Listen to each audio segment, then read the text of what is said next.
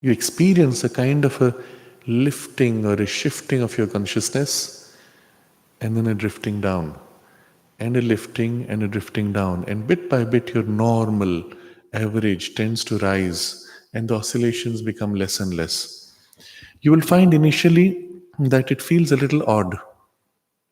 Earlier, if you have the habit of being fully identified with the body, you're seeing through your physical eyes. Now you are not so much in the body, but in a wider and freer awareness. You're not so much seeing through physical eyes, but you're aware of what the eyes are seeing, but you're sensing much more directly in the environment. You meet somebody who approaches, your physical sight may recognize certain things, but your vitalized consciousness or vital body senses the mood of their state of energies or intentions or something which normally you would not have recognized in your purely physical sight. You may even have an entire conversation with somebody and later wonder, well, what was the appearance of the person? I didn't notice because I was too busy in the other aspect of the experience. But all this, he says, belongs to the inferior grades of spiritual experience, and indeed is hardly more spiritual than the physical existence. It's just the vital, but already much more free than our narrow physical. We have, in the same way, to go yet higher and raise ourselves into the mental self. By doing so, we can become we can become the mental self and draw up the physical and vital being into it, so that life and body and their operations become to us minor circumstances of our being, used by the mind soul which we now are. At this point, a similar shift coming into the mind awareness. And at that point, you will find the mind itself feels so much more free. First step. Of course, again, it tends to lapse. Again, you pull up, and again, you lapse, and a kind of a mix until finally more of you stays up. And the main difference you notice immediately is your mind is so much more free, so much more wide, so much more clear, supple, plastic. And then occasionally, when your consciousness dips, mixing more with the vital or the physical, you experience a dulling of the mind. And even it may feel as if the clarity is lost, and where earlier the mind would see ideas, insights directly, now it's as if you have to think and make an effort to catch an idea and operate in the old ways that you were used to. And this fall is almost felt as if becoming blind. Here I see clearly knowledge, insights, everything is so fluid and free. And then I come back to this dullness, and it is like a blinding experience. But bit by bit, one learns and one familiarizes oneself. So the process, though he describes in its essence, may take many gradations or steps in between. With this, a similar freedom in the mind, he says, here too we acquire first a certain remoteness from the life and body, and our real life seems to be on quite another plane than material man's, in contact with subtler existence, a greater light of knowledge than the terrestrial, a far rarer and yet more sovereign energy.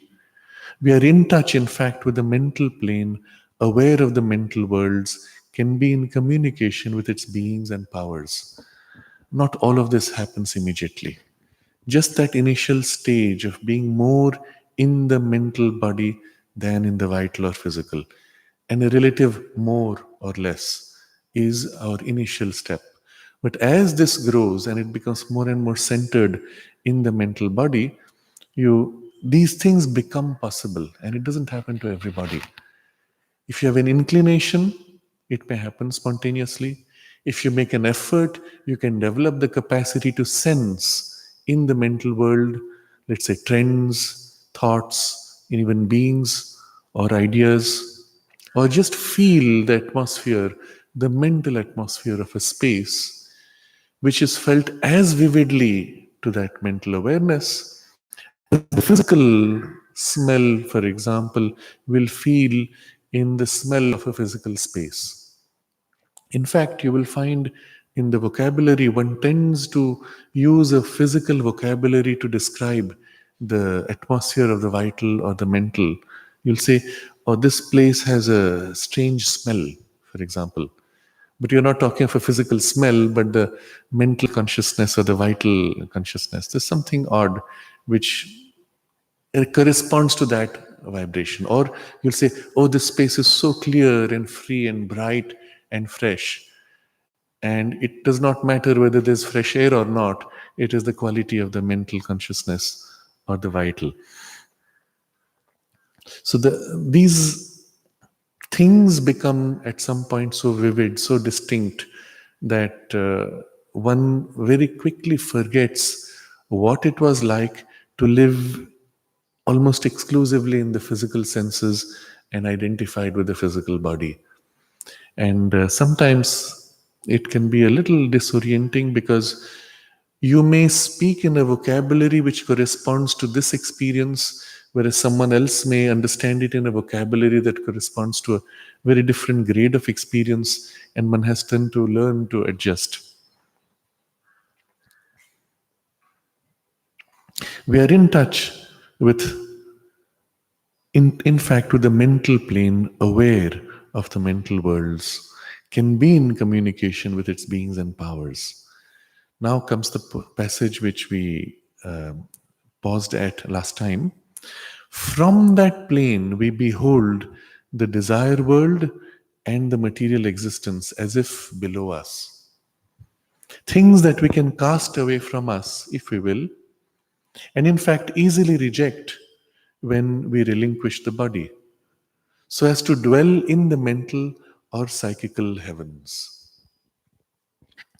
When you live so much in the mental body, and even if it's overlapping and mixed with the vital or physical, the sense of remoteness with the physical body or the emotional, vital, what were earlier familiar, passionate movements, the sense of remoteness is such that you can say, all right, doesn't matter, you can switch it off, remove it, but I am still there. The transition can be so smooth, in fact, that when a person is preparing to leave the body, there is the similar movement of withdrawal from the physical and the vital bodies into whatever your current development of consciousness or center of consciousness may be. And you poise yourself there, and then it's as if, that shut down, this dropped, and okay. Now you move out and you continue. There is absolutely no loss of continuity. But if this ability has not been developed, then often in that passage there is a kind of a swoon. There is a shock of separation, but I'm so identified with the physical body that when it shuts down, I feel as if my consciousness is shutting down. And so there's a kind of a dulling and a swoon, and then I wake up in my vital or mental body. And I say, what happened? I lost the thread of continuity. Oh, the physical body is dropped. What happened in between? That loss of continuity is because we were too identified with the physical. But if we have trained ourselves and pull ourselves up like this, there's no loss at all, and the entire transition can be smooth. It is also possible at that point that you turn your awareness to something still higher. It may not be directly accessible, but in the mental consciousness, already freed, you turn in your deepest inner aspiration towards the divine, in memory, in feeling, closeness, in love to the Divine Mother, invoke her, and in that poise, the physical body is dropped. And at that point, you have the highest access, the best protection, and you are carried through almost in a beatific state. Such also is possible, and for all of us as we are in our current state of development. But this needs to be practiced, it needs to be developed. It's a skill. It does not involve spiritual development in itself, but it's a skill within these three lower domains. That's why the lower triple Purusha, well within our access. From that plane, we behold the desire world and the material existence as if below us. The degree to which we have identified with the mental body may vary, and that's okay. But the fact that we are able to identify enough already gives you the sense that the desire world of the vital is lower and the physical plane is lower, but equally within us, the things corresponding to it, the vital emotions, passions, drives, the physical instincts and pushes, you can as if experience yourself floating above. They happen still. At first, you're unable to prevent them. There's a pull push reaction. But after a while, if you're more centered here, you can pull yourself out of the part which feels the disturbance. And then you notice after a while the disturbance subsides. It feeds on your identification with it. And the fact that you're able to consciously pull out, immediately it loses its energy. So let's say you find yourself in a habit. Let's take a common example of getting irritated or angry when certain things happen or don't happen. In the rush of the irritation or anger, you are one with the anger. If at that moment you're conscious and you've practiced this, you shift yourself up into the more mental poise of your consciousness, immediately you'll find the anger diffusing, losing force. At first, there may be only a separation. The anger still goes on, but you are not in anger. Later, as you're able to withdraw even from the part which is stuck there, immediately you have the diminution of the force. And so these are signs by which we can know, yes, it's happening, and we are developing the ability to free ourselves from these two ranges.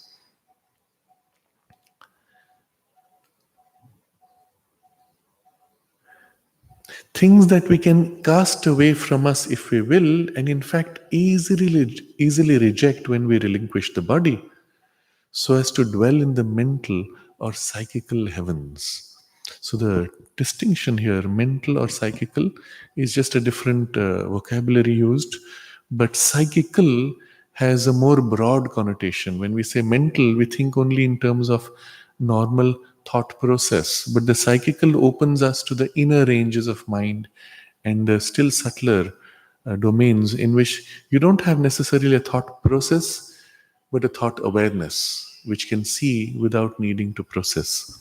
So the vocabulary is suggestive that there's a greater freedom than we are aware of. But we can also, instead of being thus remote and detached, become rather superior to the life and body and the vital and material planes and act upon them with mastery from our new height of being. Now, again, the words he uses, they're very suggestive of four very different experiences. And if we are not conscious, we can easily blur them into one mass. So you become superior. Instead of just feeling remote and detached, I'm here, those things are not so important. You change the relationship, you're superior to the life and body and can act upon them. So, what are the things you act on? Your life, that is your life energy, subjectively within you. Your body, again, subjectively within you. And separately, the vital plane and the material plane. So, there are four different experiences. And all through this chapter, there is this constant repetition of the idea that we are microcosm of the macrocosm. The moment you become conscious of something within you, you're aware of its equivalent in the universal as a plane of consciousness. Equally, you're aware of something in the plane, it corresponds to something within you in your individuality. But the experience is really of opening out from the narrow individual to the plane itself. But the experience is different. In fact of action. So let's say you find a tendency in your life energy to get upset, and from this poise now you look back at it, and from a superior position you act upon them with mastery. The anger comes and you say, no, I refuse. So you can act from a freedom of mind to as if will this bundle of energy to relax and dissolve, and the anger just dissolves. Or you may notice from this poise, as the anger is building up, it's actually an infusion of disturbing energy from outside. And from that poise of mastery, you cut that infusion or push it out or refuse to identify withdrawing sanction, and it tends to weaken. Or you may notice the infusion of energy beginning to enter and you're able to block it. Pull yourself back, isolate yourself. So, all this is still taking place inside you. But equally, you could feel that energy as coming from outside. Let's say someone else is disturbed, and their disturbance is as if infecting you. And you could block there, but you could also extend your poise of calm to the other person. And gently they feel subsiding their disturbance, they become clear. What you could do internally to yourself, you can equally extend into the immediate environment. Even once you are conscious of this, the physical space does not matter, because in the vital consciousness, it is the vital energy. Vital energy is not bound to a location inside the box boundary of your physical body. So, the vital energy of the flower, for example, looking at it from a distance, you can feel, oh, it is so soft and tender and subtle. With your sight, you looked at the physical object, but the energetic connection you could feel at a distance. But the same thing happens with a person. Oh, the person is so agitated. Looking at them, I feel already disturbed because there is already the connection. But the same thing may happen on a telephone call. And you're speaking to somebody who's very disturbed, and of course, you feel their disturbance entering you. And it doesn't matter how far they are physically, energetically, you are connected. But at the same time, you could also invoke a calming influence and bring it down. Equally, the same thing can happen on an email, interestingly. Because what's the difference? It's just a point of connection of awareness. So somebody sends a strong email which is full of anger or disturbed energy. Often, if you're sensitive, you will feel the energy hit you before the email appears in your computer. So you feel this energy, perhaps even if you're conscious, you feel, so and so. And then half a minute later, bing, the email appears with a lot of agitation. What do you do then? Well, if you're aware already there is an influence, you can bring the same calm. Okay. And then you may write an email in response, which projects that calm, but with or without response, you may still have the same result. If you do not have yet the sufficient freedom, the email entering or the energy entering may still infect you. You may reply something in anger, which again tends to continue that cycle. But you recognize that developing mastery within your personal space of that plane now gives you access to a similar influence outside, because it's a continuum, microcosm to macrocosm. Of course, you don't have a real mastery in the sense that if that energy over there is so much more stronger, you may not be able to contain it. You may still feel overwhelmed, but at the very least, you may be able to insulate in part. It may be so overwhelming that you can insulate yourself in a tiny bubble which only shrinks, and in your core, you're unaffected, but in your outer layers, you may still be overwhelmed. As happens if there's a storm physically. So the storm is so strong that, well, you can close your doors, close your windows, but the windows are still banging. So you can go into an inner room of your house and isolate from the noise, but that's about it. You cannot really isolate entirely.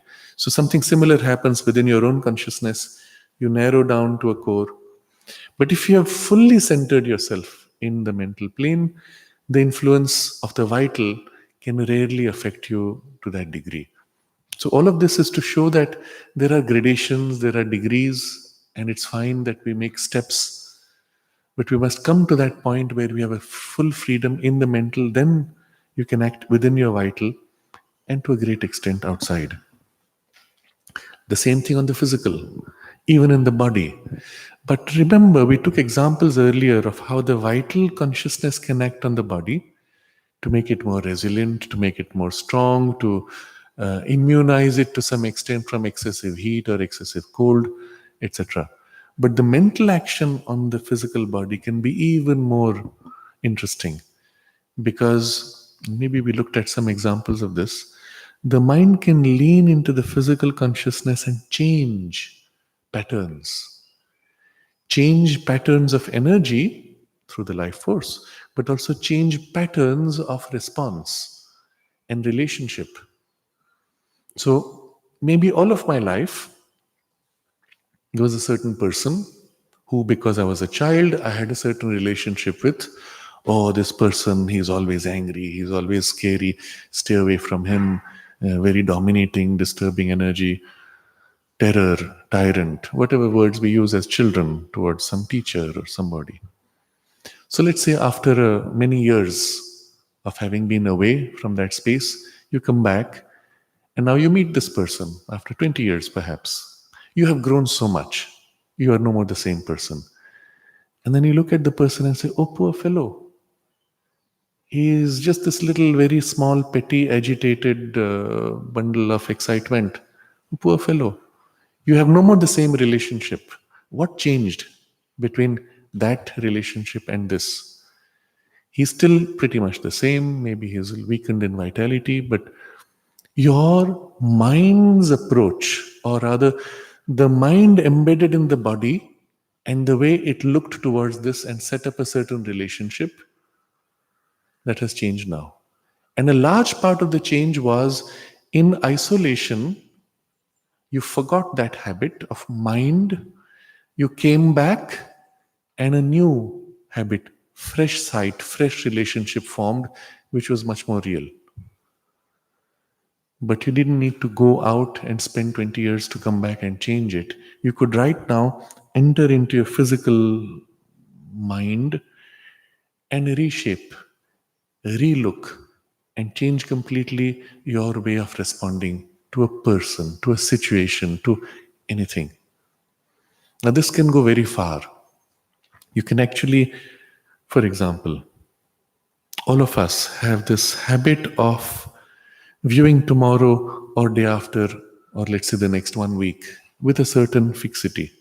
Oh, a lot of things are going to happen. There's too many pressures. There's the Darshan week coming and so many things to do, so much. And you've built up a certain formation of habitual relationship with the days to come. Step out of it in the wider, freer, more mental awareness. Stand back completely. And in that mental consciousness, you can look at the span of time, span of space. And what's the right relationship you want to have? Maybe you don't want to be so burdened with all the complexities. Instead, say, oh, all right, what needs to be done? There are things to be done. That's it. And from that wider picture, imprint it into your more physical consciousness and its mental outlook. The body's mental outlook. And you say, all right, it's just another fresh day, another new day. Everything is fine, nothing to worry about. All the tension, all the worry, all the sense of burden building up, just gone. In the physical consciousness, suddenly you find your body is relaxed and ready to take on. Surprises pop up, things unexpected, and you continue to deal with it. At no point do you feel overwhelmed. So the power of this freed mind can act in the physical body to change its relationship with people, things, sense of space, time. You're in a room which is tiny. Instead of thinking, oh, the walls are closed, which is how the physical body would feel, for the mental consciousness, all space is infinite. And you infuse that into the physical body consciousness. And now the body, there's a wall, but I'm aware of everything beyond. No constriction. Many people who have the problem of phobia of space, that claustrophobic condition we say, often it's associated with some imbalance of large vital and physical body not sharing in the largeness, or sharing in the largeness of the vital but unable to align to it. So you enter a lift and suddenly it feels very small to your vital, which is large. And you feel as if you're being suffocated, you're being closed. But if you shift at that point into the mental consciousness and become conscious of the wideness around, as if the walls become transparent, you live in that wider consciousness and then infuse it into the vital and the physical. Instantly, you can extinguish the phobia and even remove it permanently in a single intervention. This is what happens in a very indirect way when you go to, say, some kind of therapy, hypnotherapy, or some energetic healing for removing the phobia. The person basically infuses a wider mental or vital freer awareness into the physical body and its relationship of associating the suffocation and narrowness with or associating that narrow space with suffocation and narrowness of the body. But you could do it yourself, just like that, just by willing it and shaping it. How far can this go? You can take it still lower into physical processes of your body.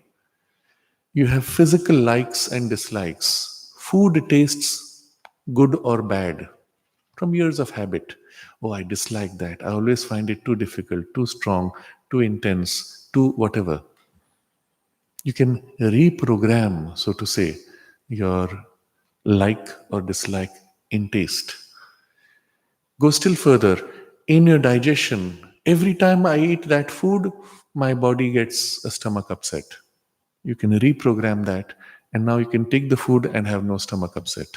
Often it may happen that the food is taken and you didn't know it. And then someone told you that, or you say, oh my God, I'm going to have stomach upset. And a few minutes later it starts.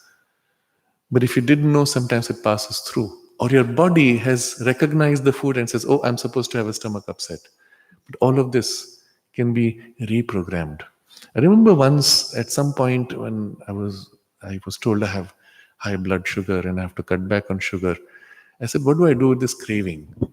And so every time that I was taking something sugary, I would infuse in the body the idea that it's not nice. I don't like it. And it took a few days, maybe a week. And after that, I could take any sugary and it should, oh, what is this weird taste? I don't like it. And the craving was gone. So later we were talking with somebody and I just mentioned that, I programmed myself to dislike sugar. So he said, how do you do that? And I said, okay, I don't know how I did that. What do you do really? And then the mind tried to articulate and formalize it. But in essence, the method is just becoming aware and changing what response, what relationship you set with things. So the kind of freedom that this can give, and that's why Sri Aurobindo said earlier, we do not actually live on those planes, for if we did, we could very soon arrive at the conscious control of the body by the life power, or of both by the sovereign mind. And this ability grows to the extent that you are able to be more and more in your mental body.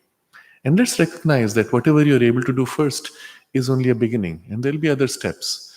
So, all the characteristics of that experience which he describes, they may grow bit by bit, but we make that first start.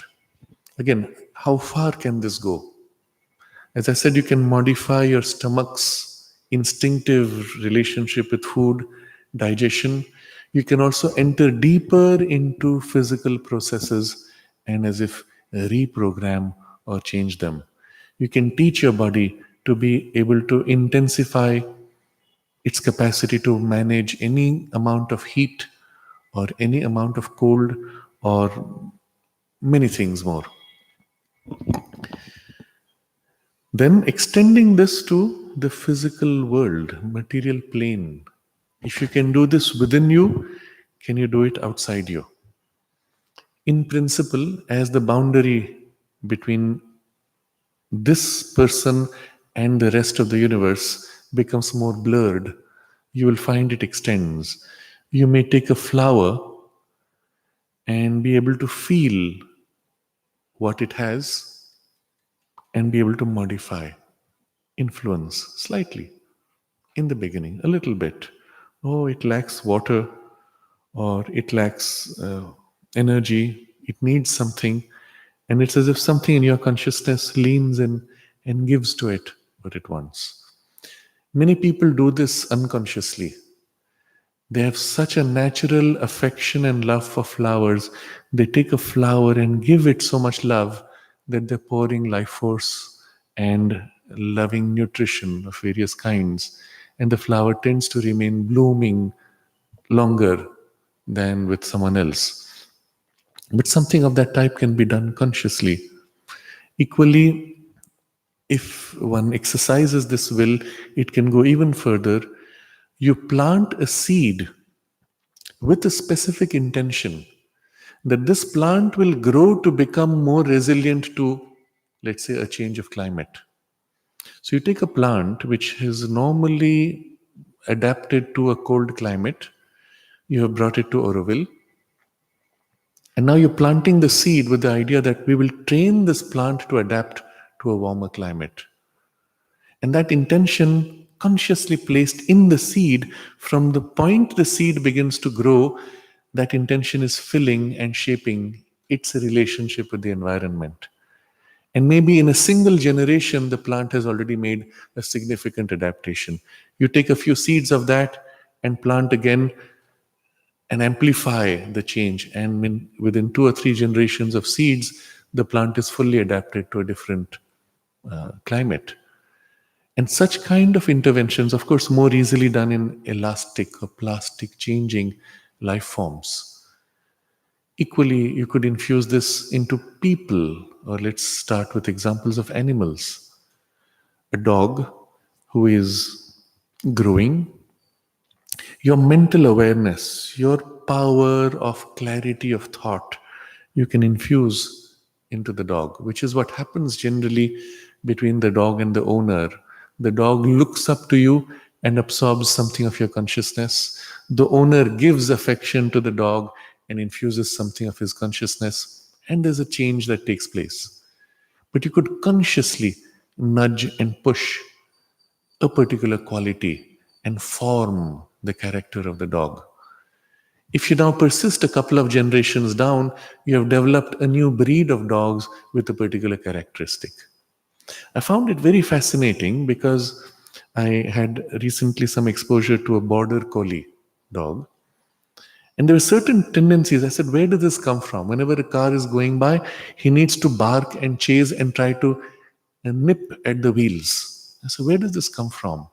And I was told it's part of the instinct of the border collie to move around sheep and keep them together as a group. And so it goes at the legs and brings them together, assembling them. This fellow has never had that experience with sheep. Its parents might or might not, but you might have to go back a few generations for that instinct. And yet they didn't have it from the beginning. They were trained in some breeding program a few centuries ago to form this particular species type and psychological behavior type. But the people who trained it did that work of infusing a behavior pattern, which then became so distinctly fixed in the physical consciousness that it is transmitted in the generations. So, in principle, one can intervene and enormously accelerate the psychological development of an animal or of an entire ecosystem. So, you could infuse an intention in this ecosystem now, and a whole set of plants, animals, etc., will grow either in a new balance or in a higher grade of awareness, or make them more responsive to the mind and even to communicate in mind. You can see the potential applications of this greater freedom not only within you, but from you, therefore, into the from your physical body equally into the physical world. So there are 4 different degrees, let's say forms, in which this action works. So I reread the sentence. But we can also, instead of being thus remote and detached, become rather superior to the life and body and the vital and material planes, and act upon them with mastery from our new height of being. Now, act upon them is a process where, from your new height, you project, let's say, a will or an energy, an intention, a force, or even, which is the more, even more dramatic, you lean down into the lower grade, but with the new consciousness that you have without losing it, and infuse it. So there are two forms of action. One is a general will put, and then it ripples down, it acts. But the other is where you insert by entering the physical consciousness. Now, it's not something very strange. We are doing this all the time when you look at how you train your fingers to do something new, a new skill. For example, with your hands, most people can do this. Move your fingers as if in a wave rippling. So you do it the first time, you'll find a little bit of jerkiness. Keep doing it, and you'll see your mind is infusing into the fingers a will to make it more harmonious, more smooth. The jerkiness goes, it becomes more clear. You're doing it, but you're feeling inside the finger with your mind awareness infused and shaping. And what you're shaping is not the muscles, but the consciousness of the fingers, which controls the muscles. So, all of this you see is still what Sri Aurobindo described earlier on the side of Purusha. Consciousness affecting consciousness, which ripples out into nature. But as we will see later, equally the nature in itself can be acted upon by your nature. But the Purusha is your key. Once you've got this, the rest becomes possible. But this process which you do in your own finger, you could equally extend now into the plant or into the animal or on an ecosystem or on a larger human ecosystem, a group. And again, this is not something unusual, it happens all the time. When a new person takes charge of a team, there is always a period of adaptation. You get to know the person, they get to know you, but with it, there's a whole fresh shift of energy and dynamics because they bring a whole new influence. And if you are in a structure which is much more hierarchical, you'll find people very quickly adapting to the consciousness of the new person, his values or tendencies. And something like that happens when you train, let's say, children growing up with parents, with teachers, or even adults in a particular space. When the boss is relaxed and negligent, people tend to become negligent. When the boss is very tight and precise and focused on details, people tend to mold themselves to follow. So there's always an influence of consciousness, energy, but this could be done intentionally. And you actually carry with you a group. Even one can very easily feel oneself as if in a very general way, in the group, and then lift. As if you were lifting your own consciousness, you feel this connection and shift the whole group consciousness. And something shifts and people feel. And it happens all the time, except we are not consciously doing it or we are not conscious that it's happening. But being in such a poise, one is able to now exercise because one is fundamentally free. One is able to exercise this capacity easily. It is in this way, not from the mental, but as equivalent of a spiritual consciousness, you would do the same thing. It is in this way that the mother held the whole community of the ashram and then later Auroville in her consciousness and literally pulled up the whole group. Now, in the early days of the ashram, she would do that with an individual link to each. And she said it was possible as long as the numbers were small. Once the numbers became too big, that was too much, and so there was an action which was more general. She did a general lift to the whole group, but if individuals chose to not participate or to refuse, well, they could be lagging behind, but it was their choice. If someone chose to align to that general lift, They would be quickly lifted up. But a little bit of effort made the difference. But a similar thing can be exercised generally on humanity. And this is in a large part the nature of the work of the avatar. Except he's doing it not just with the mind's consciousness, which also may be involved, but from a new poise of consciousness, a spiritual consciousness of a new order altogether, which not only he infuses into the humanity, but also pulls up, lifts humanity to that height. If you look back, and we are now sufficiently far from the event to begin to recognize this. You see, 20 years ago, I kept saying we are still too close to the event to realize the value of Sri Aurobindo's birth and the mother's birth. Now we are far enough. So it's almost 50 years since the mother left her body. We can see the difference.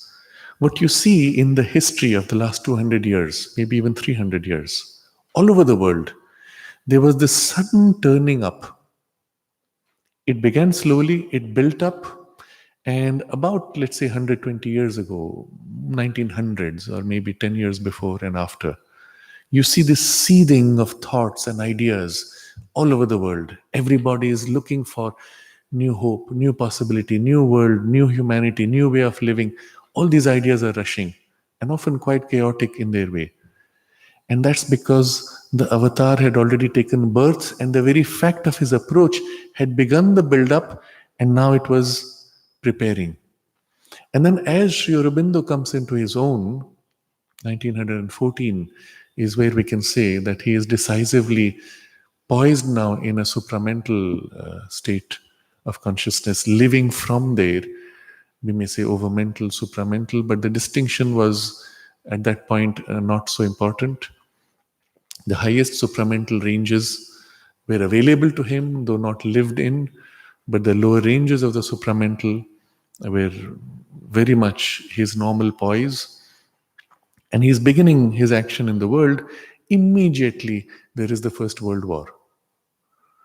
Now, you may say that came almost in reaction to his poise of consciousness, or you may say the fact that he was there and impacting the world hastened movements which would normally have taken place slowly, and suddenly they got speeded up, and a large, dramatic, even chaotic bursting out, which fundamentally changes the balance of human consciousness and international relations. At least on that level, we can see very distinctly.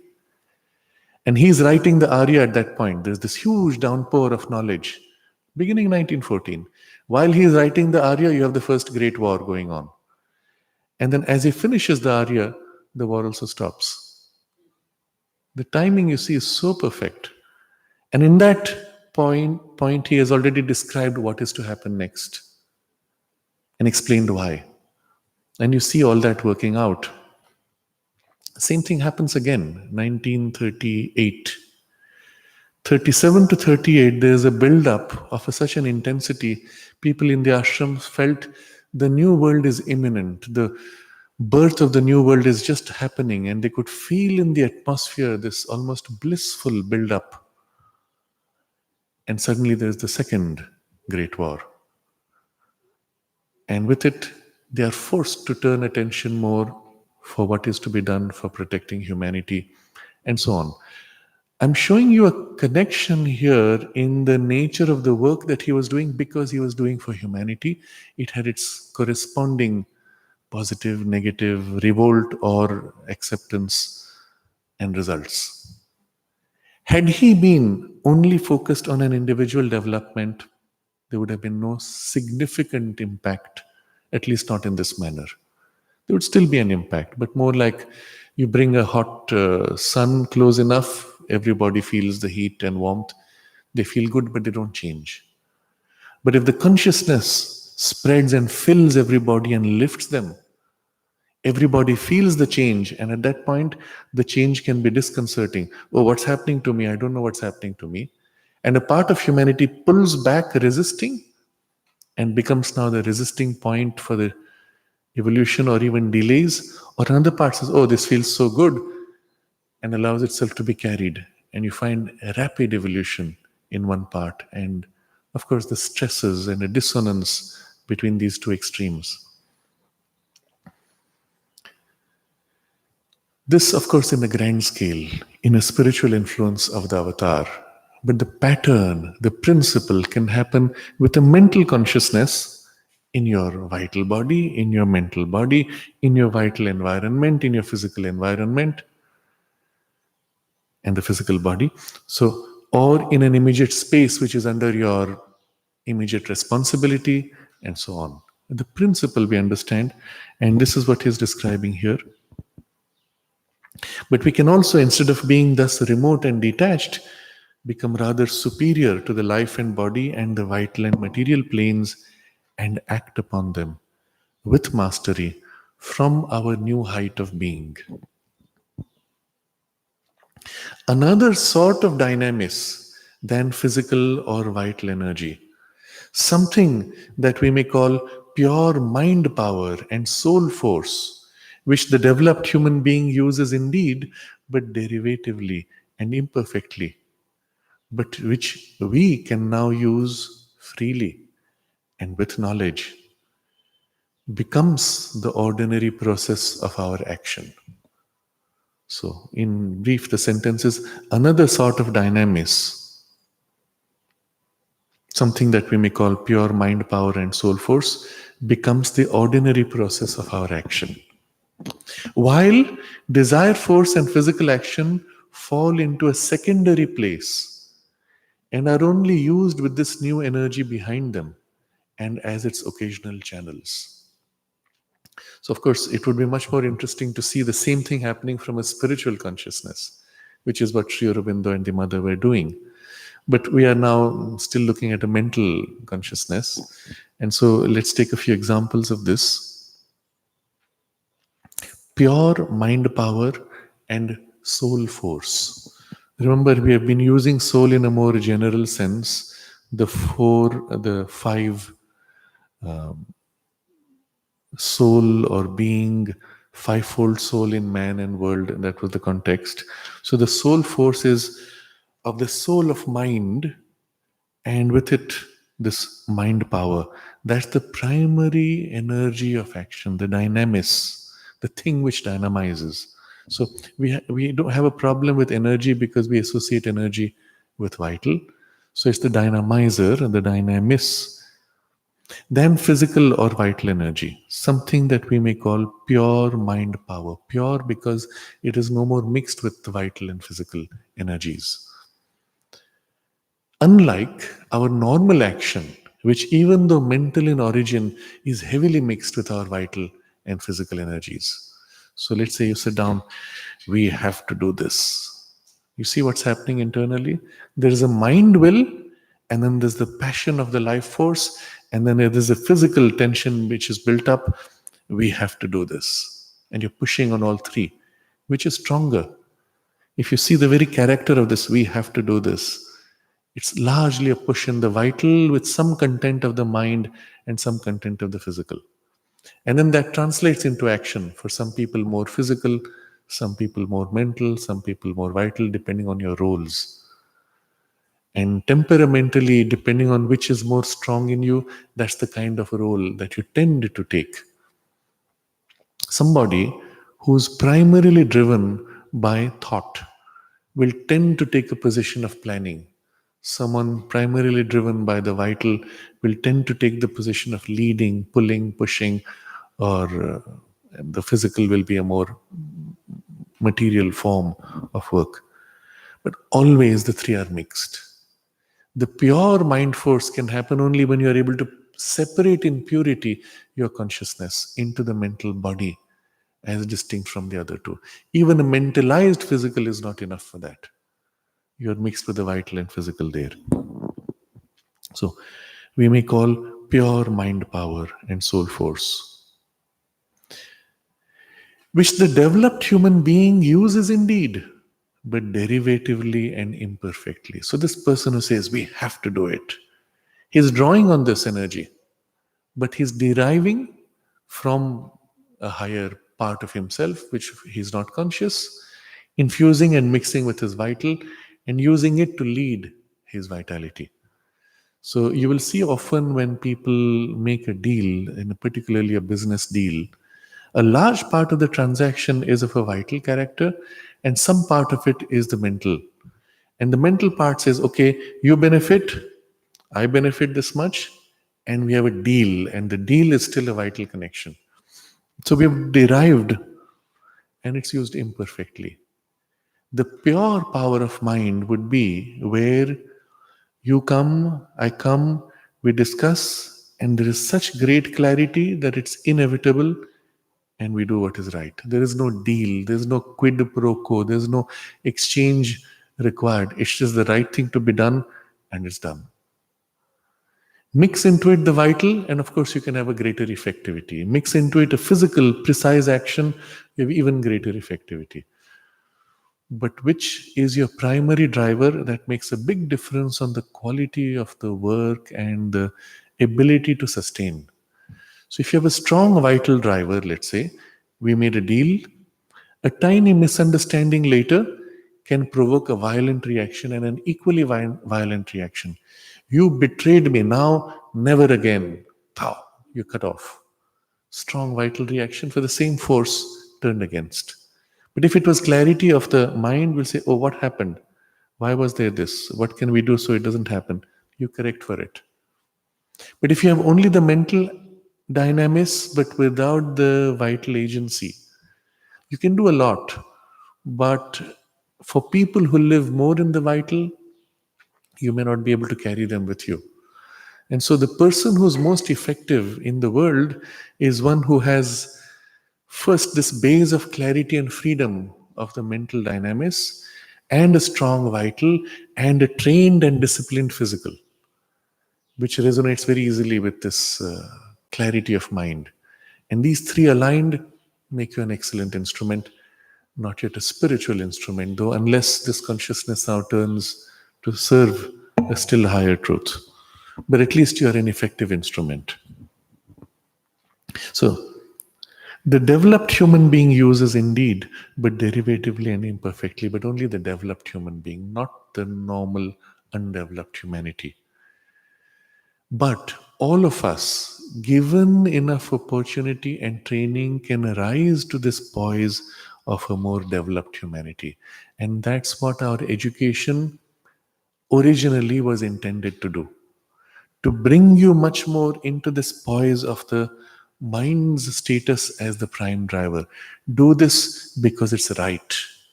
Do this because this is cultured. These are your ethics. These are the values of mind by which you will live, and so on. So a lot of this then got transferred into religion, where the religion said this is good and so you should do, which is also already a good moral compass, but it's not enough. There was a more profound idea, which is now largely lost, but the word remains, which was the prime driver in the Indian civilization, dharma. And dharma was seen as a spiritual reference, that there is a right action which is in tune with the divine will and therefore with the whole cosmos. And it is this that we consciously try to align with. But there already the mind is prepared to look for something beyond itself and to try to feel what's the right thing. And you'll find this appearing again and again in the religious revival in various vocabularies: serve the will of God.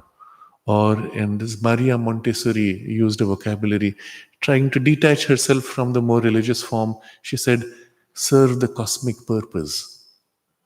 What is cosmic purpose? So implied is the idea that the cosmos has a purpose, and you have a unique role in the cosmic purpose, and you have to find that role and serve that.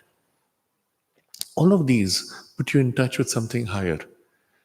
It doesn't mean you've reached the poise of consciousness where you're aware of that directly, but your mind has learned to turn to something higher. You've trained your vital and physical instincts to accept, even if nothing else, a mental value which then turns to a higher idea. And so this was somehow embedded in the earlier cultures, wherever there was culture, wherever there was civilization which was aiming at a height with different priorities. In one civilization, it may be because it's your way of serving God. For another, because it's good for humanity, because it's good for your family or your tribe, or because it's the most beautiful, the most ideal, or whatever the form in which it was cast. But some sense of turning to mind and a freer power of mind. So that still developed being uses, but derivatively and imperfectly. You now live in the liberated mental body, liberated from the dullness of the physical and the confusion of the vital. And so you have a much more direct, pure mind power, but which we can now use freely and with knowledge. So, two terms describing this action: freely, where earlier it was always compromised by my body and physical body and vital body. So, when I am agitated, I cannot use the clarity of the mind power freely. When my body is tired, my mind power also weakens. But when I live in the mental body, my physical body may be tired, my mind power can aid the physical body or the vital body. So the free action of mind power, independent of these lower two, where earlier it was always a product of the physical and vital, so dependent on them. This is first difference. So even your body is tired, your life energy is weak, but your mind force is strong and can will and compel the vital, compel the physical, literally dragging it by the force of the mental mind power and will. And there are many examples of this where biologically the person should not have been alive, and yet the person drags on and compels the body. It's a poise which is almost representing a certain possibility of an immortality of consciousness, even if it's mental, not yet spiritual. We have examples of this in history. There are certain examples in the Rajput tradition in India where they were great warriors, and the person in his battle finds his arm cut, but with the other arm continues to fight. The other arm is cut, he still continues, or just like that with his body. Now imagine if for any of us the arm would be cut, what would you do? You're bleeding, your body is draining of blood so rapidly, you would simply collapse in the pain of the moment. This man is so driven by what he has to do, he continues, dragging his body along. There's even quite an extraordinary example of a person whose head is cut and the arm continues. The arm continues to fight. Such an extraordinary thing. It's such an achievement of mastery over the body. By what? And you see, it's not the physical head and brain, it's the mental body in which the person is living and with which he's dragging the physical body. And in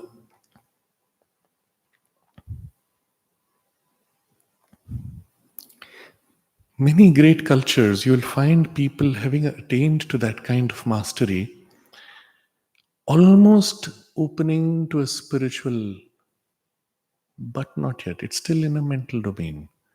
If into this there is a little bit of the spiritual idea or ideal or attempt to serve, then that opens the gateway for a still greater power to fill and now use this ready instrument effectively. So the freedom, you see how far it can go. The freedom of this mental dynamis, nothing compels it, not even the physical body breaking down or being severely damaged. These are actual incidents from history, and because they are so extraordinary, they are revered and passed down as examples and even as ideals. So, freely is one word he uses, and then he says, with knowledge.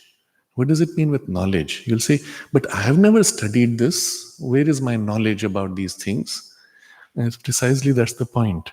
What you have studied is not true knowledge, that is more information learned. When you live in the consciousness, you feel and know what you're capable of. That is the true knowledge. And when you act, it is done with an awareness that knows what it can do. So, something like that you will feel, let's say, in the physical body, a child is going to jump a certain gap. He comes to the edge and he prepares himself to jump. In the body, he fears, unable to move. At some point, suddenly he feels confident. Yes, I can do it.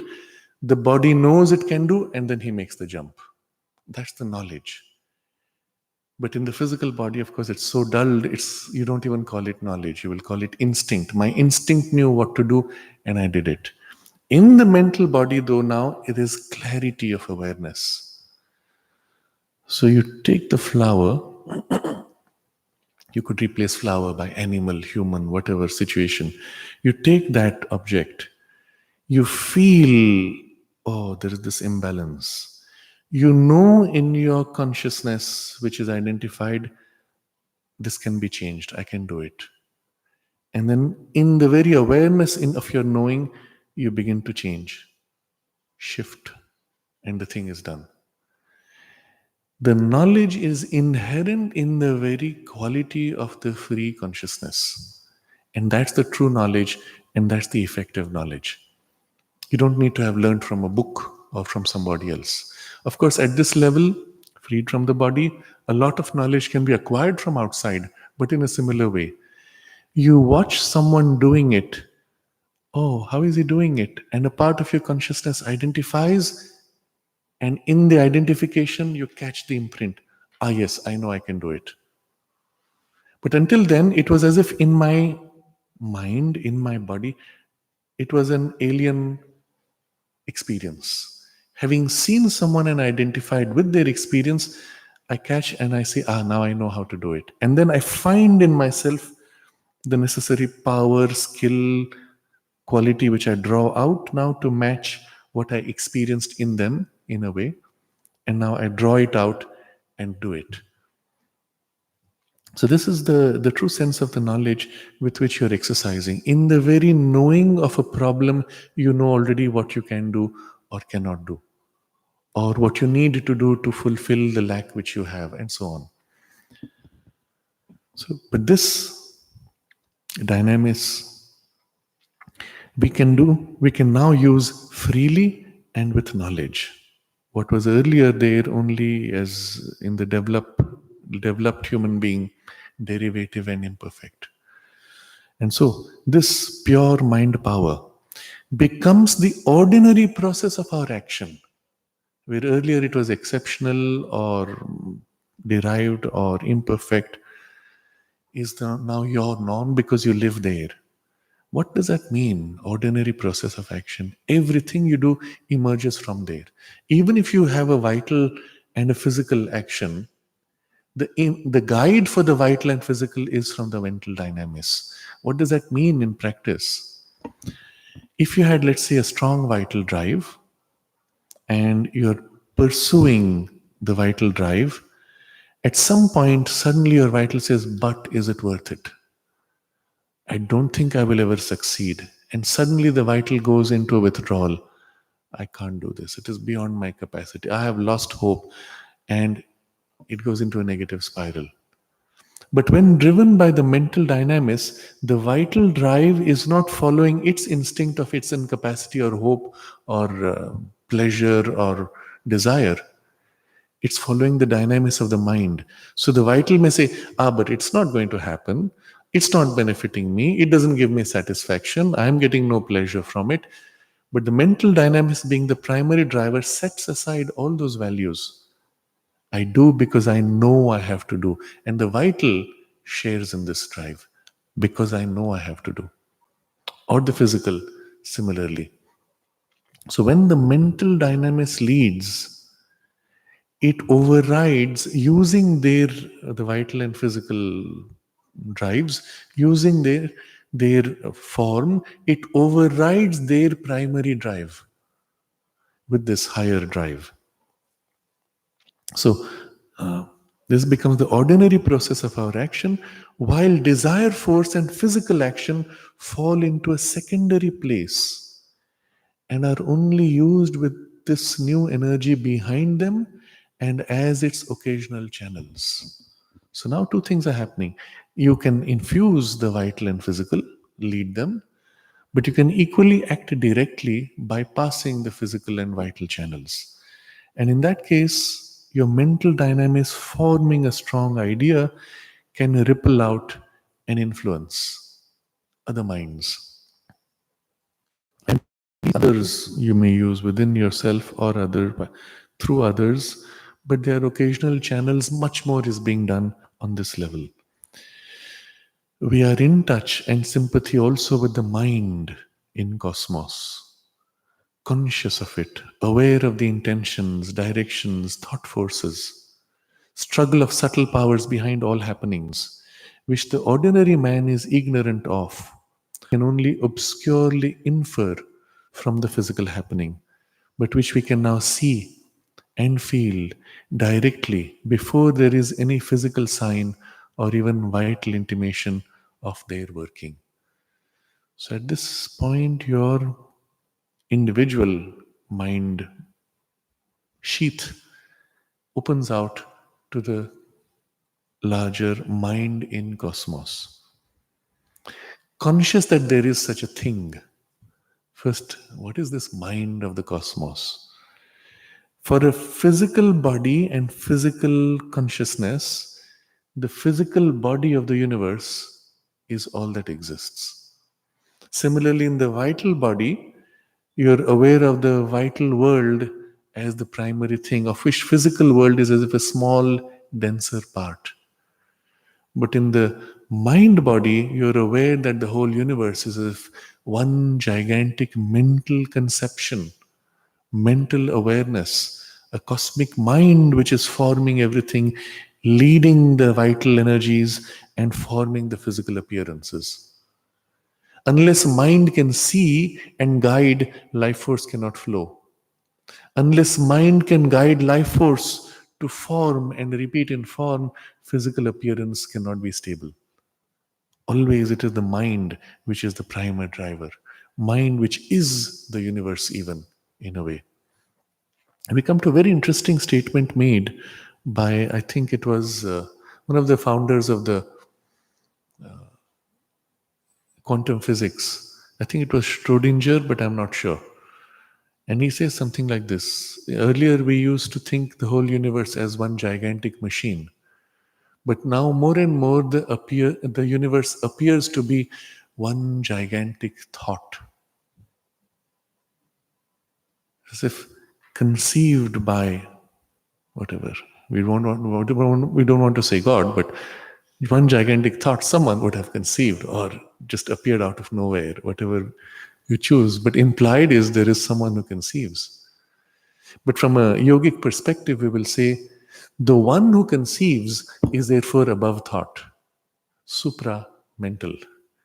The power of conception is supra-mental. The conception then emerges, which may be like a giant cosmic mind, which then guides the cosmic life force and physical form. So you experience now mind in cosmos, conscious of it, aware of the intention, directions, thought forces, struggle of subtle powers behind all happenings. So the moment you're conscious on this, you can see everything is led from here. So what's behind this? We see, for example, in a certain part of the world, suddenly there's a sudden breakdown of the ecosystem. Somewhere else, there's something else emerging. What's the intention? You can be confused if you look at it from the normal physical sight. You can come to wrong conclusions, or you find contradictory things happening. Here it's reducing, there it's increasing. Here it's getting hotter, there it's getting colder. But what's the bigger intention behind? Interesting. In the last 1 year, or the last winter, let's say last few months, many places which are normally cold experienced warmer winters. Many places which used to have relatively warm winters experienced the coldest winters. Why? Delhi had the coldest in 100 years, we were told. But much of Europe really didn't have such a strong. But somehow the cold season extended unusually, or something started late, something started early, or ended late, or ended early. If you just look at the data, you'll be confused. But if you look at the intention behind, you see something fascinating happening. And Mother spoke of this because she saw that intention way ahead now, 60 years ago. In the 60s, she said the whole global climate will change to become more temperate. That is, the extremes of cold will become warmer, the extremes of heat will become cooler. Okay? So if you saw in the next 20, 30 years after she spoke this, it was not obvious. Changes were also quite gradual. 50 years later, suddenly it becomes obvious. There are violent changes. But where is it heading? It's chaotic, it's scary. Another 20 years down, we see there's a pattern happening. And maybe it's now closer to what she foresaw at that point. But she foresaw right there at the level of the initiation of forces. Not only she saw, he says, we are in touch and sympathy with the mind in cosmos. So not only you're in touch, you feel what's happening, you have a sympathy, an affinity, a resonance, which means what? You feel what it wants, but it also feels what you want. And in sympathy, you can influence it as much as perceive what's happening in it. So comes this very interesting idea now, aware of the intentions, directions, thought forces, and struggle of subtle powers behind all happenings. But even as you're aware, you have also in this awareness and sympathy an ability to influence. And that may grow. But already the fact that you're in sympathy gives you some starting point. So intention is what it wants to do. Bring into earth, let's say with this example, a more temperate climate. Direction, that's more complex because there can be many directions in order to fulfill that intention. Here it is this way, there it is that way. Because the center is here, they're both going into the same towards the same center. But if you look at their starting points and directions, they seem to be opposing each other. But if you look at the intention, then the direction is fulfilling the same intention, although seeming to be opposite. And thought forces. In people, the sense of a growing panic. Now, you can say some of this is created, but still, the fact that people become aware that there is a crisis, there is a problem, we need to fix something, we need to change. And these are forces which are actually invading the thoughts of humanity in a big way. And it's been going on for the last 100 years. The sense of an imminent change. There was a book which came in 1890s, which was called The Coming Race, it was called. And it was written by some occultist who was trying to foresee a new step in human evolution, except his coming race was an exaggerated vital being with a very strong ego, but with occult powers who could now shape matter and do all kinds of things. But the sense of an imminent change, of a change even in the human race, that was there.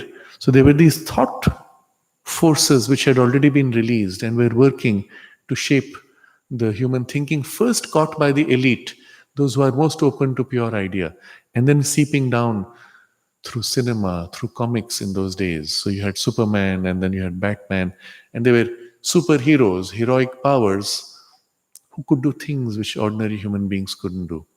And literally suggesting a new step, a new fundamentally greater power of action, but not changed in consciousness. They had the same issues as the human beings, but something is glimpsed. So the thought forces one can sense as they begin to invade, and you can see where it will lead also. Struggle of subtle powers behind all happenings. So if there is an intention coming from cosmic mind, and it works through directions of forces and the various thought forces, there will be inevitably clash of forces, even in fulfilling the common intention, because that's the nature of form. Form always collides. And then there are forces which are contrary to the cosmic purpose, which also can be seen in the totality as serving the purpose, but they collide. And so you see the struggle of subtle powers behind happenings. In today's context, if you see a large part of the world today is struggling with defining their uniqueness and individuality and independence, individually and collectively. At the same time, yielding to the need for a larger collective harmony and a unification and a globalization. Two very dramatically opposed forces. What's happening between them? What's the balance? What's the correction? And in the form of it, you will see they collide. But if you go to the spirit of it, then you can find some level of harmonization where we don't need to collide and the truth of each can be fulfilled. But for that, you have to go to that essence. Can we do that? A large part of humanity is unable to do that. That's why we have a problem. But those who can initiate the process, and then that process ripples out to others, and so on. You can see all this. You can see that it's going to happen, which Sri Aurobindo wrote of 100 years ago now. But you can see it happening today. You couldn't always see it obviously at the time when he wrote it. So sometimes he had to couch his words with suggestion. But today you read the same text, you say, wow, he is describing today's problem. Why? Because he saw. And with that understanding, you can recognize the struggles of these forces. Behind all happenings, no exception.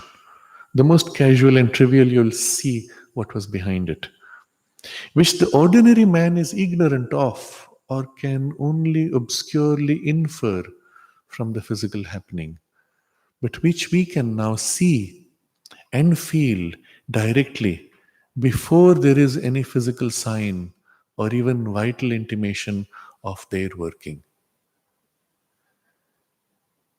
I have mentioned before mother's attendant narrating how the mother would drive down what is now East Coast Road, and then she would stop in the part which is close to Auroville Beach today, and then she would get down from the car and look towards the west in the area which is now Auroville. And she would be staring at it for a long time. And then after having seen this many days, he asks mother, "Mother, why are you looking at that?" And then mother says, "One day there's going to be a huge city which will form here." And ask at that point to anybody living anywhere, and they would say, "Desert land? What city? Who will come to a desert land? There's no water. There's no utility, no resources, no plants, no trees. Why would anybody come here?" But if you see there where there's no physical evidence or possibility yet, you can see an action beginning from above. And of course, she was not only seeing it, she was initiating an action, which was far more important. And so she was drawing down, so to say, acting from the spiritual consciousness. What here is described from the mental plane as an initiation of action. She was doing from the spiritual, bringing down, forming, developing something. And having done that in her consciousness, she doesn't need to come physically there. What she's creating is in her vast consciousness, and she can infuse energy, she can infuse power, knowledge, love. And we, as living individuals within this space which she has formed, can ask her for that. Invoke her help for that. So you have a conflict, you have a disagreement. You can say, "No, I will fight for what is right for me." Or you can say, "Mother, give us the wisdom, give us the calm and clarity." And she can infuse that as she has. Or the infusion of calm which she has already given to you now is activated because you call for it. Whereas earlier you were too busy fighting with your limited understanding instead of taking the trouble to ask for and call that clarity and goodwill and understanding and mutuality, without which nothing can be done. But it's all been given. She's put all that into place. And what is required on our part is only to be able to activate it. But someone who walks in with a higher awareness will see it is there and can therefore say, in another 20 years, this will be one of the greatest creative spaces in the whole world. And it may sound dramatic if you say it early enough, because, well, where are the people? But already now we can see signs of this. This is the time December, January, February, where you have so many people coming from all over the world, and everybody brings with them something of their creative skills and capacities to be shared, to be interacted, and something is seeding, developing. We had recently some festivals of culture and something or other. They are all just a small beginning. And as the material resources catch up, I'm deliberately using the word catch up because they're already strained. People are coming in spite of them. But as the resources catch up, more people will come more easily because now it's easier to stay and things will grow even more fast. So there'll be like a rapid acceleration of possibilities. But if you look at from that level, and I'm speaking only of the mind, not spiritual, but a cosmic mind, it's already there. The forms, the structures, the trends, everything is already in place. And it's only a question of working out now in a physical level almost. Even the people have the opening, the ideas are streaming. People have been talking in Oroville for the last 20 years of a university type learning framework, for example. And somehow it's not yet caught on, or it briefly caught, it failed, caught and failed 2 or 3 times that I'm aware of, and maybe more. Why? Because the idea is already pressing and it's been pressing now since the beginning. But earlier, the physical infrastructure was not there. Later, the people were not there. Now you have the infrastructure and the people, but not sufficiently organized, something missing. But that will happen given enough time. Of course, if you catch that and align with it, it can happen much sooner, and so on. So the ordinary man is ignorant of or can only obscurely infer from the physical happenings, but which we can now see and feel directly before there is any physical sign or any or even vital intimation of their working. We acquire too the knowledge and sense of the mind action of other beings, whether on the physical plane or on those above it. And on the higher capacities, and the higher capacities of the mental being, occult powers or siddhis, but of a much rarer or subtler kind than those proper to the vital plane, naturally awake in our consciousness. And with this, he completes the result of this living in the mental body and opening it to its full freedom and knowledge. So, the two important things here is the knowledge and sense of mind action of other beings, whether on the physical plane or on those above it. You see, obviously, if you're living in the mental body, things of the mental plane are as real to you as things of the physical plane. So, a human being and his mental conceptions and ideas are as real as a non physical being in the mental world with their mental conceptions and ideas. They're equivalent, really. This one has a physical body attached to it like an appendage. This one doesn't. That's the only difference. But precisely because this one doesn't, it could attach itself to any body, any appendage. It's free and it can act even on many. Or this one who has a physical appendage is resonating quite widely and many people can catch the idea. So he is relating this with the higher capacities of the mental being, occult powers or siddhis, naturally awake in our consciousness. Why are these two things put together? You see, it's in one sentence with a semicolon. So it's almost like they are one opposite side of the other. Because in the very act of becoming aware of the mind action of other beings, you have the ability to engage with it. So he has used two words before. We acquire to the knowledge and sense of the mind action of other beings. Your and knowledge in the sense that you're aware of what is happening already intimately, because in the mental world, you are one with what you know. So when you're aware of the mind state of another, well, you are one with that mind state in some part of you at least. If you're aware of the mind intention, you're one with the mind intention. So the knowledge there and the sense of it, what is the purpose behind that particular mind intention, the thing it is leading towards, all that is there. Now, if you're aware of one being and another and another and another, you're aware of a much broader span of all these different mind intentions. So you're aware of a much larger, multifaceted body of mind intentions.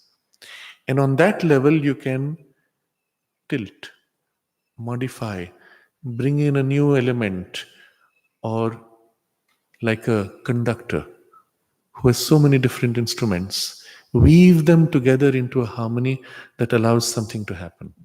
Or in that harmony, dim one side, amplify another side, speed up one, slow down another. And the whole action is in a widened consciousness. That's why first, touch and sympathy with mind in cosmos. It is a widened consciousness, not a narrow piece as when you're in the body. I am thinking, you are thinking, we are separate. Here in my widened consciousness, all these thinkings are within this whole, and you can modulate, modify. And then, oh, there's something happening here, intention. There's another very similar intention, if only these two could join. And so, in the mind space, you bring them to touch and connect them. And interestingly, in the physical space, something begins to happen. So either those people meet and exchange notes and say, oh, yeah, we are complementary, let's work together. Or without knowing it, this person starts doing this, that person starts doing this, and in the result, the two things join to make for the result. And they may never have met, or they may never even meet eventually. But somebody else or everybody else benefits from this joining of these two complementary actions. So when you look at the way Mother worked in the ashram, and for a lesser duration, of course, in Auroville at that time, but now continuing from the subtle poise, you'll often see somebody starts some work, somebody else starts something similar independently. And much later, either you find that they were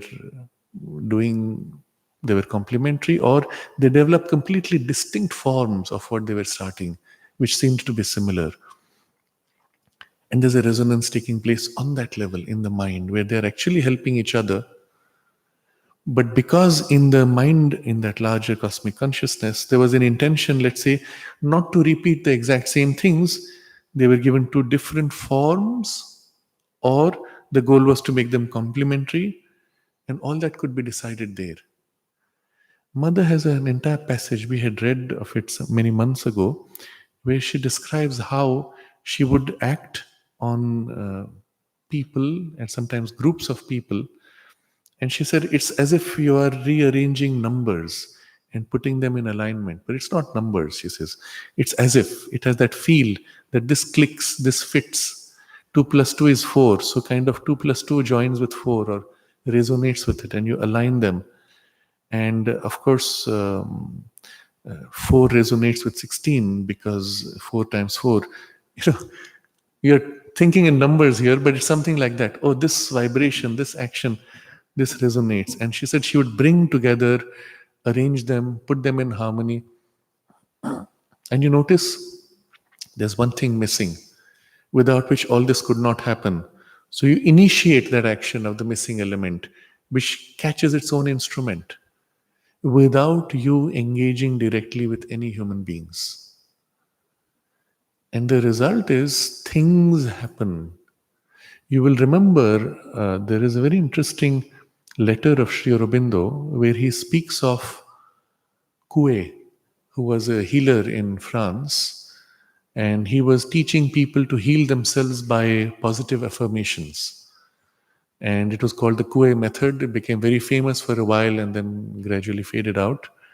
And Sri Aurobindo refers to him and says, Mother has been working through him for a very long time, without knowing his name, of course. And it's only when we saw the newspaper articles, it was obvious this was the person she was working on. So you see how it works in that consciousness, and now we go beyond just the mind into the whole spiritual. But still, the mind is the instrument for its action.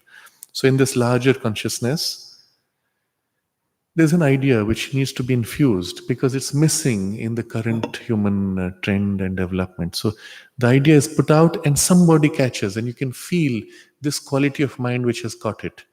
You can feel and describe the quality of mind. Oh, this is somebody who has a strong vitality and a great clarity of thought, and he is lacking a little bit of precision. Here's somebody who has precision.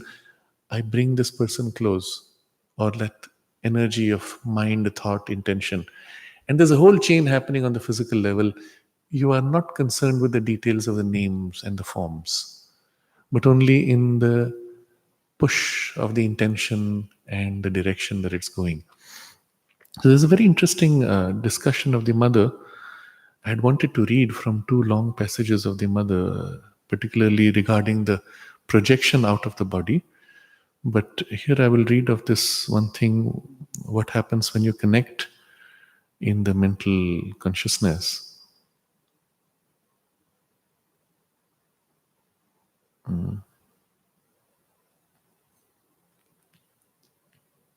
So let me see.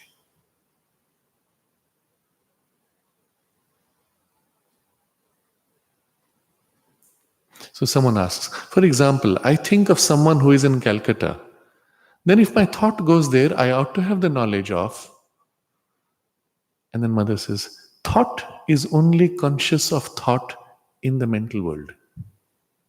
So you can become very conscious of the mental atmosphere of Calcutta, of the thought of the person to whom you go, but of nothing else. Absolutely nothing that has to do with the vital and physical. To be conscious of the vital, you must go there in the vital. And this is already an exteriorization which leaves the body at least more than 3/4 in trance. And if you want to see things physically, you must go out in your most material, subtle physical. And then here, you leave your body in a cataleptic state. And these things are not to be done without someone being with you who understands them and can guard you. But the mental exteriorization occurs constantly. It puts you in contact only with the mental world. Perhaps if you are very conscious and the person you go to see is very conscious, and if at that moment he has formed opinions or ideas about something happening in Calcutta, then you can become conscious of the ideas of this person on what is happening indirectly. But you're not directly conscious of the thing. So, let's say you project yourself, try to feel the Calcutta space. Oh, there's a seething chaos of thoughts, a lot of confusion. That's all you can say. Why? In the content of the thought you can pick up, but the physical details only to the extent that it reflects in the content of the thought, but not much more. But you can also correct things. You can put a calm and clarity in the confusion, and there'll be a chain reaction in the physical results without you engaging with the physical results at all. When you imagine something, okay. So the question is asked, Mother, when one imagines something, does it not exist?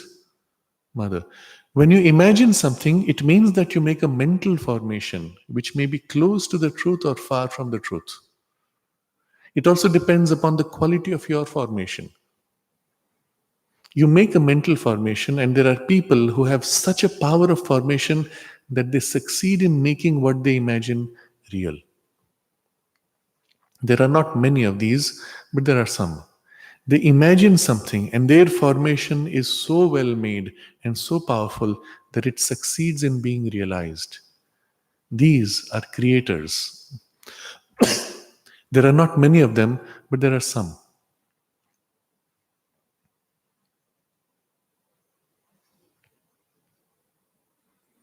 Okay, another interesting point.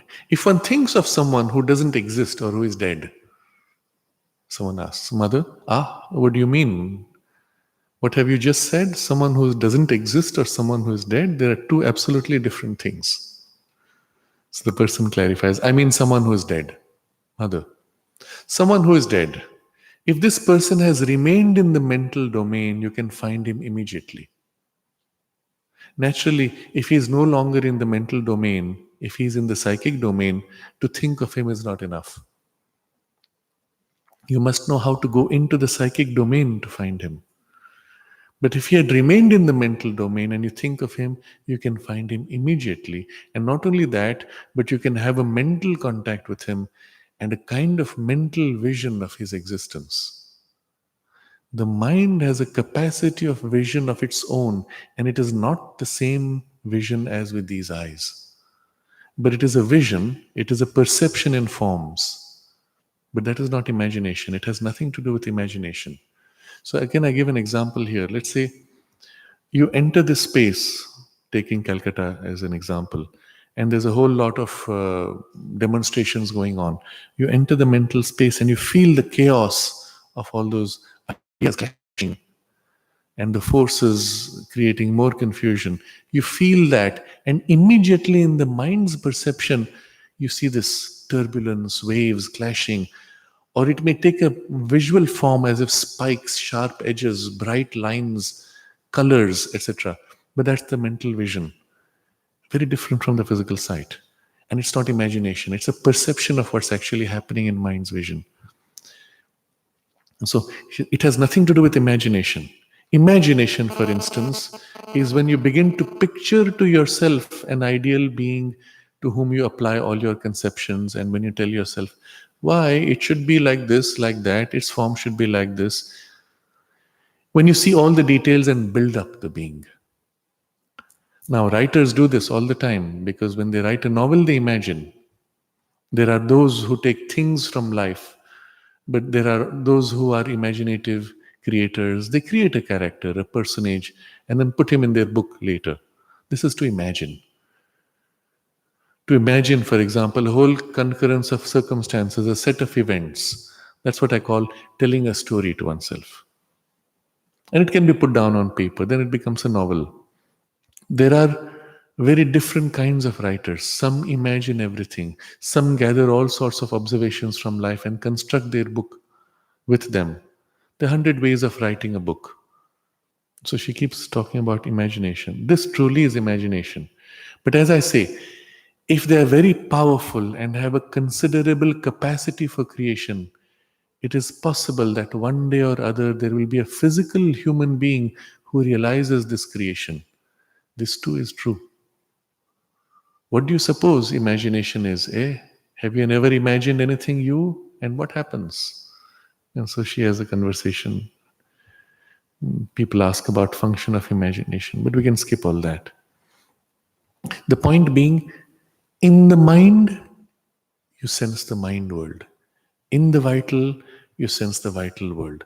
But in the physical, you sense the physical world. But if you have freed yourself sufficiently in the mental plane, your access to the vital plane and its powers, your access to the physical plane and its powers is now so much more enormously increased that you have now an extraordinary capacity. So with it come the higher capacities of the mental being. That's why you see these two things have been put together. Occult powers or siddhis, but of a much rarer or subtler kind than those proper to the vital plane. You see, in the vital plane, what you do is you pull force, energy, make things happen, and even on the physical plane, it's dramatic. But in the mental plane, you shifted the balance, you brought in a new idea, you aligned two ideas which were complementary and made them come together. And there's a ripple effect in the vital, in the physical, and you may not be able to detect from the event that it was actually initiated there. All that you may see in the physical world is, oh, by coincidence, these two people met. By coincidence, they did the same thing at the same time. Coincidence means what? I don't know how, but it happened together. I remember once when I was in a very special state with my teacher, he was doing something and leading me through certain experiences. I got up one day and I said, oh, today I have to finish all these 3 works. I have to do it. And then in the mind, there was a formulation. I have to meet X, then I should go and meet Y, then I should go and meet Z. Now, I was not in my normal state because of what he was doing, and I was in a different state. I stepped out of the house and X was cycling by. I stopped him, finished the work. I walked up to the corner to go to the ashram. I met Y there. And I walked to the next corner and Z was there. and the work was done in 5 minutes. And I looked back and I said, wow, this is so amazing. Why doesn't it happen every day? Right? And I was not conscious of how. I just knew it was because it was in that unusual state that things happened. But it was clear that the intention of wanting to do this triggered a chain which made it happen somehow. And that's what happens when we act freely on that plane. And so many things would happen on the physical world, you wouldn't know why, but in fact, it got initiated by things being done there. So these are occult powers or siddhis, but of a much rarer or subtler kind than those proper to the vital plane. And all this, these naturally awake in our consciousness. You did nothing. It just happens because you are in that liberated mind body, aware of the cosmic mental awareness. All this naturally tends to happen. Of course, it takes a while, and then there's a skill of development and capacity and so on. But notice all of this which we have discussed so far could be done by the ego. I am doing it, and therefore potential for misuse. All this would come by indirect means as occultism. What does occultism do? They give you a formula, do this, and you'll get that result. But now the person ascending in consciousness does it by free knowledge and awareness. No technique or occultism or method required. But still, there can be the ego. Of course, the ego can be much more thinned or much more wide, much more free, but also at that point more difficult to recognize because not so narrow and petty. In my cosmic mental awareness, I choose to do this and assert my interest for the good of everybody, of course, because I'm aware of everybody. But you can see how the ego can mask itself in an exaggerated, because larger, freer consciousness. But that much more difficult to catch, therefore. And so we come now to the recognition that this is not enough. All these, however, are circumstances of the lower triple world of our being, the Trailokya of the ancient sages. Three loka domains, literally where beings live. Living on these, we are, whatever the enlargement of our powers and our consciousness, still living within the limits of the cosmic gods and subject, though with a much subtler, easier, and modified subjection, to the reign of Prakriti over Purusha. That is, nature and her impulses can still condition you, even though you are more subtle and more easy, more modified in your freedom. But still, she can decide. You are not free, truly. To achieve real freedom and mastery, we have to ascend to a yet higher level of the many plateaued mountain of our being. So, our being is like a mountain. Each time you climb, you come to a plateau. That's one world. It looks like, oh, there's so much to explore here. But then you realize there's much more to climb, and again, another plateau, so much more to explore. And so the image is very interesting, and it's a Vedic symbol. And so comes the next chapter, the ladder of self-transcendence. Plateaued mountain steps, but now it becomes like a ladder. How are we to now rise to a still higher grade of consciousness? What is preventing us from using the same method to pull ourselves up? We can't because we don't know those higher ranges. In our current evolution, in our physical body, the vital and the mental consciousness have sufficiently evolved that we are conscious. And so we are able to pull ourselves into a vital or mental grade and open out into the vital body and the mental body. But the spiritual has not evolved yet. And so we don't know what it's like. How do you pull yourself into something you don't know what it's like? And so this chapter becomes now the most significant. But to make full use of this and the means for ascending to a still higher poise, the first step of having pulled ourselves out of the physical identification into the vital body and even into the mental body, this is of extreme value. And all these powers which he has described may or may not open because we may not even spend too much time in perfecting this poise. But still, we must get sufficiently into the mental body and mental awareness that we are free of the body's instinctive patterns and the desire patterns of the vital nature. Sufficiently free, at least, that we are able to exercise on them some of our mind's freedom. And so, this is some work important. The method is very simple, but it needs sustained practice, sustained effort. And you may feel as if you've come to some kind of freedom. And after a few weeks, when again you make an effort, you discover that was only a first base from which a still greater freedom was possible, even in the mind. So we have to make these steps to come to some level of freedom before we can make full use of the next chapter, which we will continue next Friday. Next Friday is the 21st of August. It's a Darshan day. The 21st of February is a Darshan day. Is it okay for everybody? Would you? There's no particular program here, right? So we'll have it. We'll have the class as usual. Good. 5 o'clock then. Are there any questions, any comments? Yes.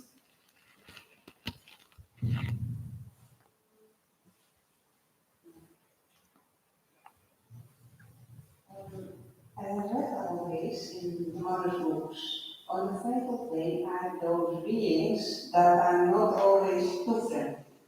So what am I going to do if I meet one? Yes. In the vital plane, you may or may not find many friendly beings, but generally, what happens is you will meet the grade of beings of the consciousness in which you enter the vital. So, if you enter into a lower range, you will meet lower beings. You may enter into a higher range, you meet higher beings. So, the key is in you, if there is great purity and goodwill, you will attract or enter spaces which are of purity and goodwill. And then you don't have to worry. If something comes which is contrary, you center yourself in your purity, and the goodwill and the vibration is for them repellent. They go away quickly. They don't like something which is contrary to their vibration. But if you have the vibration of fear or anger or hate, then they are attracted because they find it nourishing. So, vital world being primarily a world of energies, similar things attract, different things repel. You fill yourself with goodness, that's your protection. Yes. Yes.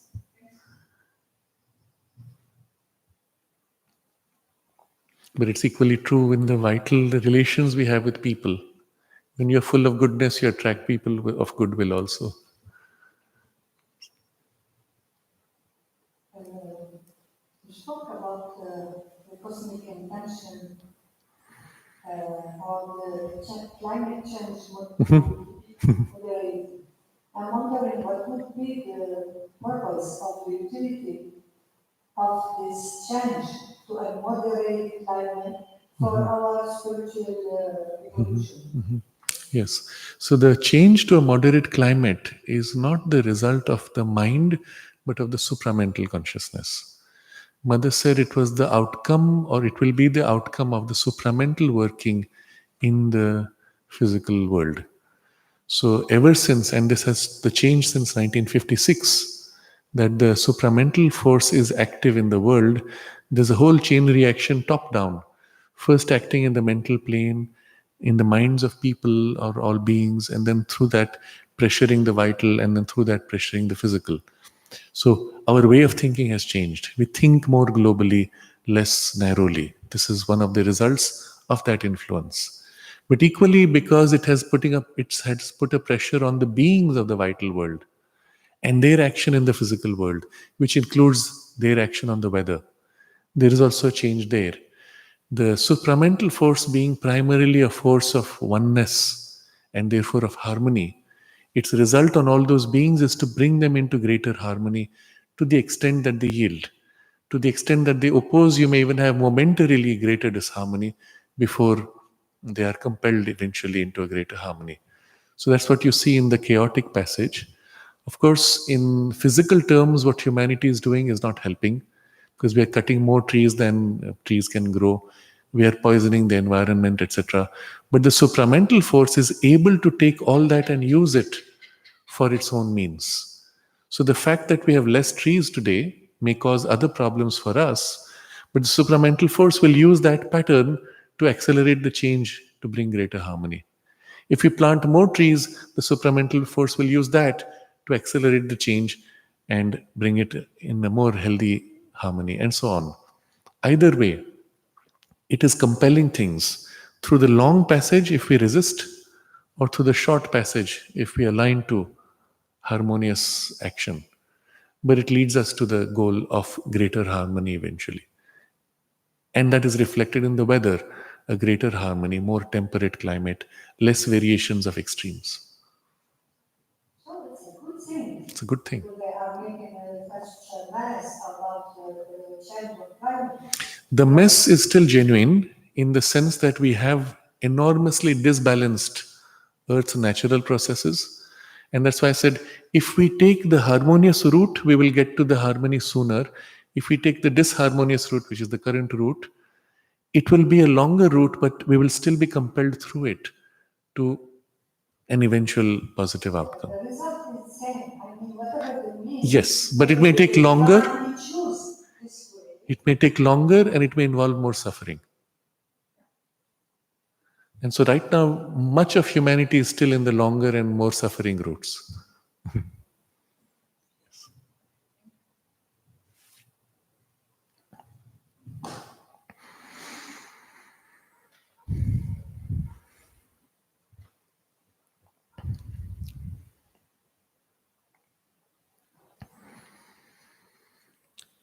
In preparation for the Darshan Day, we can look at what we have just read and use this time to work not only on this aspect but ask the mother for help. Use your relationship to her, opening your mind and your heart, invoking her force within you to lift you, and make a conscious effort in this way to rise and to pull yourself more into the vital and in the mental body in a greater freedom, opening to something still higher and asking for her help. That would be one of the best ways to prepare for the Darshan Day, when we can be much better aligned to receive whatever is given. Om